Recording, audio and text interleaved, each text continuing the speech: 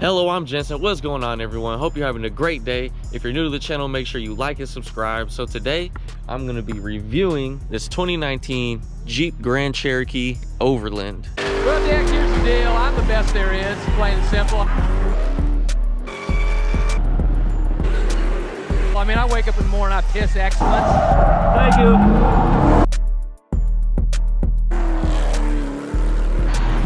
And nobody can hang with my stuff.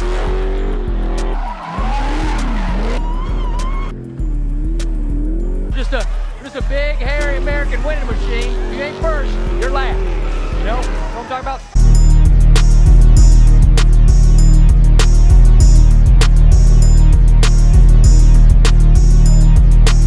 On the key fob, just a normal Dodge key fob. You got your unlock, lock. Hit this 2 times to open the hatch, and then when the car is not running, hit this twice to start the car, and then you have your panic button, obviously.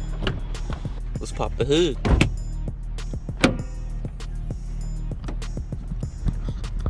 Big V6. So it's a 3.6 V6. Gets 19 to 26 miles per gallon, which is decent, you know, compared to the Hellcat. Pretty decent. And it weighs like 4,900 pounds, which is a tank. They say that 0 to 60 is 6.7 seconds. We're gonna test that out, not too sure about that. Put it in sport mode and test this 0 to 60.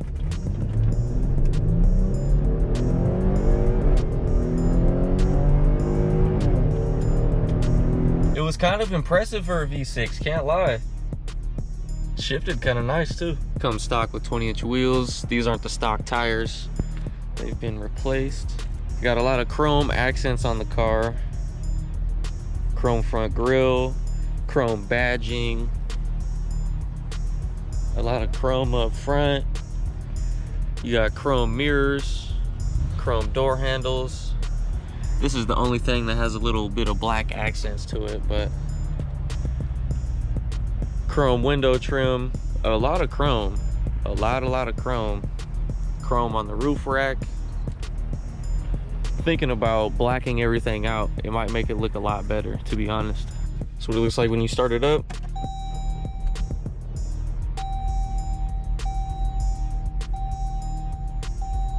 This is what it looks like from the driver's seat. You got all your driver's side door controls. You got the unlock and lock, child lock, all the 4 windows, your mirror controls. You got the folding mirrors. You can do this, put them back out. You got the side seat controls, lumbar support, all that stuff. And then on the steering wheel, you got your answer call, voice recognition, decline call, and then you can go through a bunch of different settings. You can do the screen setup, stored messages, and then your vehicle info. You got your tire PSI, trans temp, oil pressure, oil life, battery voltage, and then it goes back to PSI. This is under the terrain setting. You have wheel articulation, what suspension aerodynamics you're in, your audio. It shows you if the stop start's available or not. So that's when the car turns off at a stoplight to save gas. It's got your trip A, fuel economy. This is what they call the automatic full-time 4-wheel drive. So it adapts to all different type of road conditions. And over here, it shows you can switch from the auto position to sand. This is the sand, gives you this on the display. Or you can go to snow, which is pretty cool, gives you that on the display. This is mud. Turns the traction off, lifts the car. And then we can go to rock. When you switch into rock, it tells you to shift into 4-wheel drive low, turns the traction control off. And then right next to the setting switch, you have your 4-wheel drive low and then engine braking. So if you're towing something and you're coming down a hill, you don't have to use as much of your brakes, your actual brakes. The car will use your engine's RPMs to slow you down instead of having to use your brakes. So that's pretty cool. And then next to that, on the other side, we have the hydraulics, which you can go up or you can go down And then there's also a park mode, which sets the car down as low as it can go. As you're sitting here, you can feel the hydraulics lift the car up, which is pretty cool. And then moving up from all the settings, you have the shifter, obviously. You got park, reverse, neutral, drive, and then you can shift it into manual mode because it has paddle shifters. So you can actually paddle shift this. Under here, the aux, USB, SD, and then your 12 volt. Moving up here, we have the parking sensors. This is the auto stop start. Eco, turn that on and off. Sport mode gives you this little racing flag, and then it brings the car all the way down with the hydraulics. Gets it as aerodynamic as possible. And then next to the sport button, we have traction control on and off. All the AC controls, screen off. It pretty much has the same exact interface type deal as the Hellcat does because it's made by the same company, Dodge. So you got radio, media, which has USB, aux, Bluetooth, SD. You got your controls, heated seats, vented seats, heated steering wheel, backup camera, as well as the passenger heated and vented seats. You got your app options, all that stuff. Your climate. So if you want to turn the climate control on, you got all this stuff. And then the navigation, where to, your map. You can do all the settings to hook up your house or whatever you want. And then the phone, whatever phone's connected. You can answer and end calls, mute, transfer, all that stuff. As well as on the steering wheel, you can answer and end calls.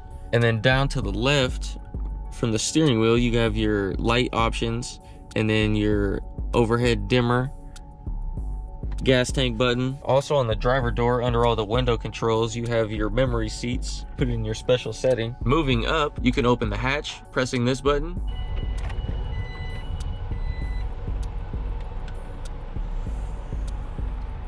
And then back here, you just press this button to close it.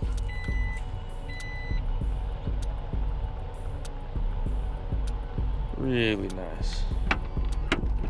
Both lights. And then you have your garage door settings. And then this side is the screen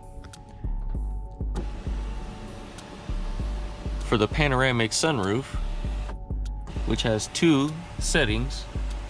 You could either open this one or both of them. And then you also have the vent option, which just cracks the window, or you could open it all the way up, which is really nice. That's one thing I told you guys that I really want in my car is a sunroof. So it's nice that the Jeep has one. Go ahead and close it back up.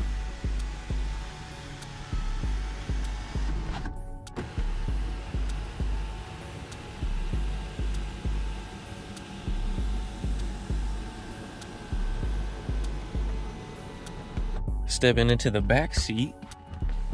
The front seat is very far back and I still have a lot of leg room, and I'm not a short person either. Back here we got the vent controls, 2 USBs. You also have heated seats on both sides, which is really nice.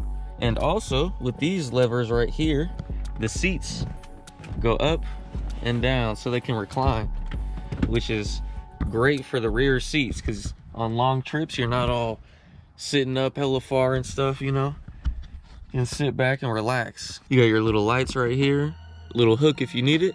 I know this window is very dirty, but this is what it looks like back here with the shade open. You can see the panoramic sunroof. Most definitely very nice vehicle.